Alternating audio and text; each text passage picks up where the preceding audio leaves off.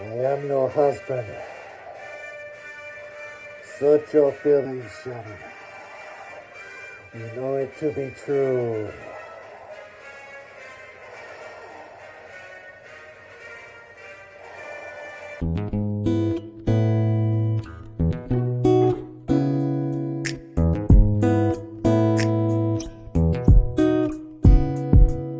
Hi everyone, it's Mark here at the Blue Rose Bath and Body.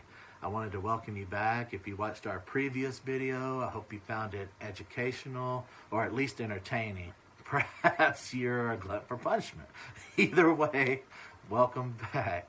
I'd also appreciate it if you would like, subscribe to our channel, or give us a big ring on that bell as always, and share it with anyone you'd like. I'd really appreciate that.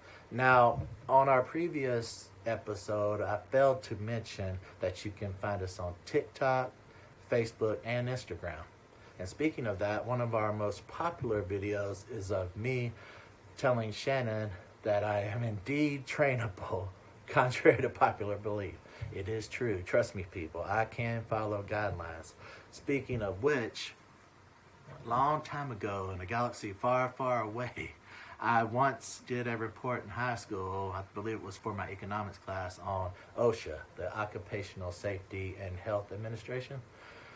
Yes, it was very fascinating, which leads me to this video. I decided to do one on safety. Now, I know you're sitting there saying, oh great, another boring safety video. Let's try to make it entertaining, shall we? All right, so where do we start with safety? Okay, first we want to have the proper attire on, the proper safety gear. Now, this right here is a non-woven bouffant cap.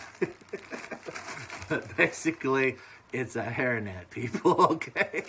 You don't want any hairs getting into soap. Ugh, that's just disgusting. Now, with the beard, it's more challenging, but I try to manage. Now, you want to have on long sleeves. You want to protect yourself. We'll get into why in a little bit. You want to have on some gloves. I'll go with the nitrate. It's more protective. That's a good choice. You want to have on safety goggles. You want to protect those eyes.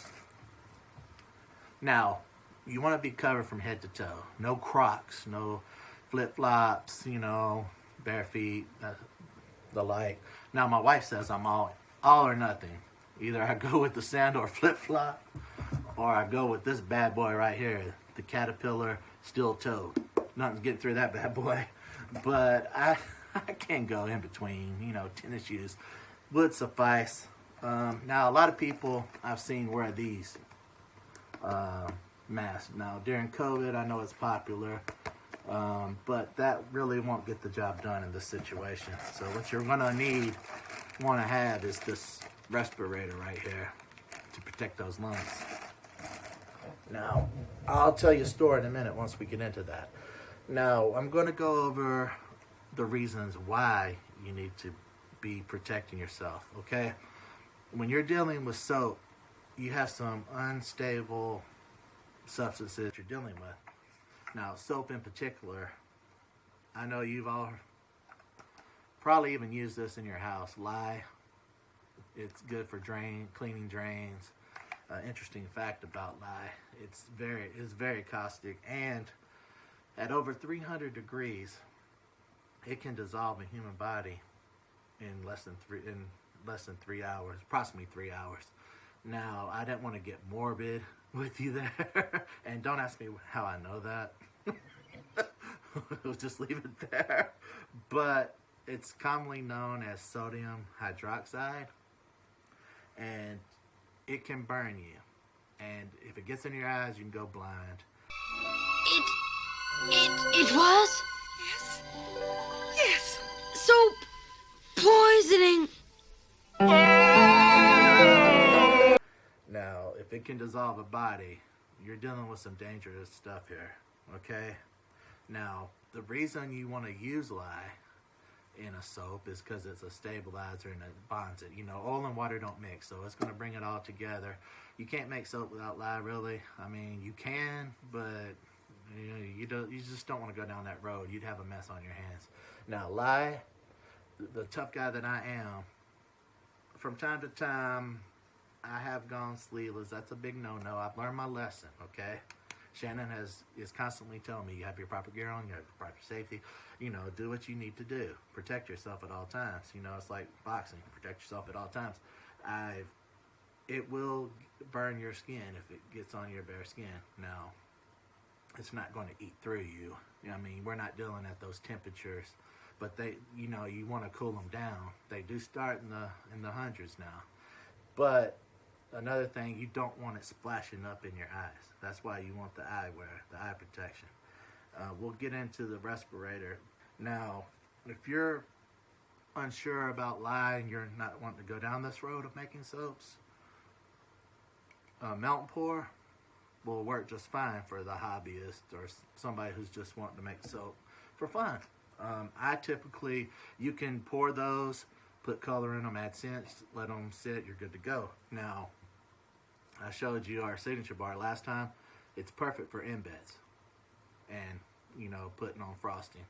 That's mainly what we use them for here. It's simple. You don't have to, I can pipe things now as well for embeds. I did on the Hawaiian Shores bar. We did those flowers, but not the palm tree on top, but the flowers themselves were piped. For soap, that's pretty much it. Now, when you're dealing with powdered compounds such as SLSA and SCI, and to a lesser degree, citric acid, that's when you're going to want to have your respirator handy. That's when that comes into play, because you don't want to be breathing in those fumes that are coming off those powders. Before you have mixed them thoroughly, what you're going to find is they're going to irritate your lungs, and you're going to start coughing to a degree to which you are exposed to that is going to determine how severe that coughing could be. Now, what I find was some of them is I start wanting to sneeze a lot. That's your body saying, hey, there's something going on here, something around here that you want to get away from.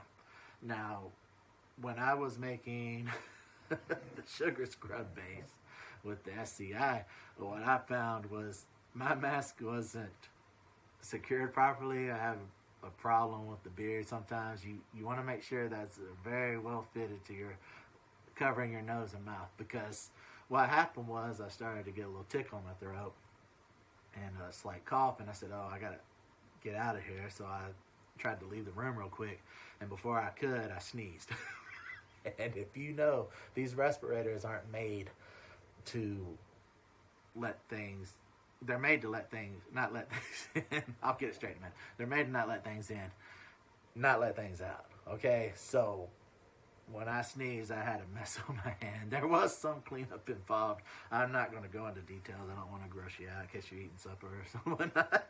But, okay, with these, like I said, with these compounds in powdered form, now they do come in noodle form as well. You have, this is some SCI noodles, if you can make that out, probably not. Then this bad boy right here is the powdered form. I got to be careful. There's some residue on the inside of the bag. It started tickling my throat. See,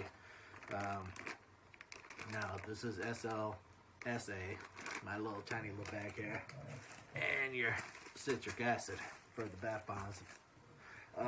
Okay, so I'm no Bill Nye the Science Guy here, so bear with me. You got SCI, which is the technical name for it, is sodium glycosyl isothianate. I hope I pronounced that right. Shannon will be getting on to me if I didn't. That works with Bubble Up, which is also the technical name is cocoa mitopropyl betaine. Now, I probably screwed that up as well. But an SLSA is technically known as sodium lauryl sulfoacetate, and SLS, which we're going to be comparing, and this is the one you want to stay away from, okay? This one right here, sodium lauryl sulfate. Now that word sulfate is bad. Anything that has sulfate in it. Now, don't let sodium lauryl sulfoacetate scare you off. It sounds like sulfate, but it's not, okay? Now, we're going to put these head to head. Now, all these are surfactants, okay? Soap in itself is a surfactant. All that is a 3-blend word of surface active agent, okay? What that does is, okay, let me just explain it to you this way. SLS does basically the same thing as SLSA does, okay? They both have a lipophilic end to the molecule and a hydrophilic end, which is basically a fat, lipo, lipo, whatever, fat-loving, and hydro, water loving. So what you're going to have here is the fat loving attracts all the grease, grime, dirt, bacteria, the cleaning effect. Then the hydro, the water end, will help to rinse it all away. So basically it's like soap. Okay? But what you're going to find with the SLS, the sulfate, the bad one, is most CPG brand, name brand, and the big time manufacturers will use this because it's cheap. It fits their bottom line. It cuts down on expenses. SLSA is 400 times per ounce more to trade. So you can imagine how cost effective this is. Now, I'm sure that these manufacturers meet the OSHA, which I spoke about earlier, guidelines for safety. But do you really want something that's irritating, drying, and has been linked to cancer in or on your body? I tend to steer clear of those things. I hope you do as well. And that's what we're all about here at the Blue Rose Bath & Body. We are looking out, not for our bottom line, but for the well-being of our customers. And we want you to have that luxury experience, but none of the negative side effects that come with that if you're using name brand products. These are all handmade. Now, let me get into why you want to steer clear from SLSA.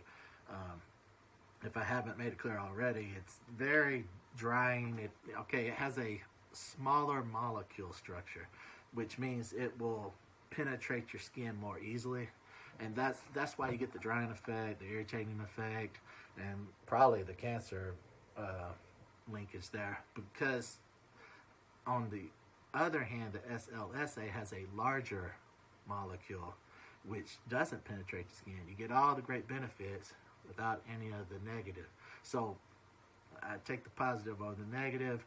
It's also a more natural occurring. It's more skin friendly. These compounds are mainly used in shampoo bars and bath bombs, actually. But SLS is used in numerous products because, like I said, this big time manufacturers, they want to cut down on price. They use them in shampoos, toothpaste, which kind of shocked me, soap, and body washes. So just, those are more, they're mainly more made for like a soap detergent because it's not meant for the skin, really, if you think about it. In those terms, you'll see why we steer clear of those. Now with SCI, I found when I was making my sugar scrub base that even though you mix them with the bubble up and such, and you go to melt those down, it is, even though it's mixed, it is not stable at that point. It still has fumes coming off. Even after you chilled it, before you start whipping it up in your mixer, it's still unstable because as I was mixing it, it started to smoke. The fumes were coming up. It looked like smoke. I actually thought my mixer was overheating and starting to give out on me and going to blow up, burn out. But it was because it was not mixed thoroughly. Until you mix everything thoroughly, it is still in a volatile, heightened state. You got to be careful with it. You need to still have that respirator on. You don't want to be breathing that in. Now, I want to preface all this by saying this is in its raw form. These compounds, I don't want to lie to you about lie. I mean, it is, you need to be cautious with these things. Okay, that's why I'm doing this video. It's about safety. Safety first, kids.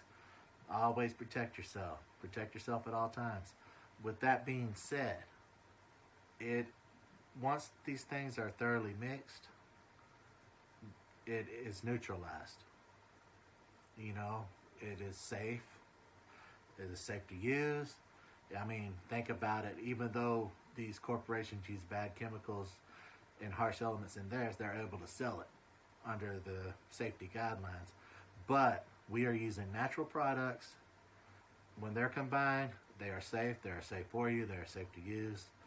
Don't get worried. And I don't want to put anyone off who is interested in making soap. I don't want to scare you. As long as you treat these things with respect, follow the safety procedures, you shouldn't have an issue. Like I said, I've skirted those guidelines and I've been slapped on the hand by Shannon. She's always she's like the all-seeing eye. You know, she's gonna find out and she's gonna put me on that naughty list. You know what I'm saying? So just relax, and if you want to make soap, go for it. Just protect yourself, have fun, be creative. It's very enjoyable for me. I know Shannon loves it. That's why we started this business. I hope that was easy to follow along with. I tried to stay on point as much as possible, be very concise. But you know me, sometimes I get lost in the woods and trying to pronounce those technical names, the chemical names. Try to say some of those 5 times fast. Good luck with that, really, because they can be a little tongue twisting and very difficult and challenging to pronounce. But all that being said, we steer clear from all the sulfates, parabens, any harmful chemicals, and we want our products to be natural and also very luxurious, and we want you to have enjoyable experiences. We don't want you to have any negative side effects, or definitely don't want you ending up with a cancer, as we care about our customers more than our bottom line. Alright, this is the favorite part of the episode for me. I have a special guest that I want to introduce you guys to. This right here is Frodo Wee Wee the second. Now, we lost Wee Wee the first approximately 5 years ago. It's still extremely difficult to talk about, but Frodo stopped by to talk about pet safety and child safety. It is extremely important, guys, that when you're making soaps and you're dealing with these chemicals in their raw form, that you do not have your pets running around, your children around, because God forbid if something were to happen, they get into the bag, you had a spill, you don't want anything bad happening to your babies. Our 2 children are grown and have left the nest a while back, so these are our children, our fur babies. Yes, we love them, and I know you guys love your children and your fur babies. Just protect them as well. When we're dealing with safety, it is imperative to mention that. Isn't that right, Frodo? Oh, he gave me a kiss. Oh, I know you're going to steal the show, you little ham. Thus concludes our safety journey. I hope I made it as entertaining as possible, as I promised. Hope it was educational. That would be a bonus. If there's anything I missed, any tips you guys have for me, I'd appreciate it if you left them in the comments below. You can always like and please subscribe to this channel, and always ring our bell. And I really appreciate you guys being part of the Blue Rose Bath and Body family. Until next time, bye.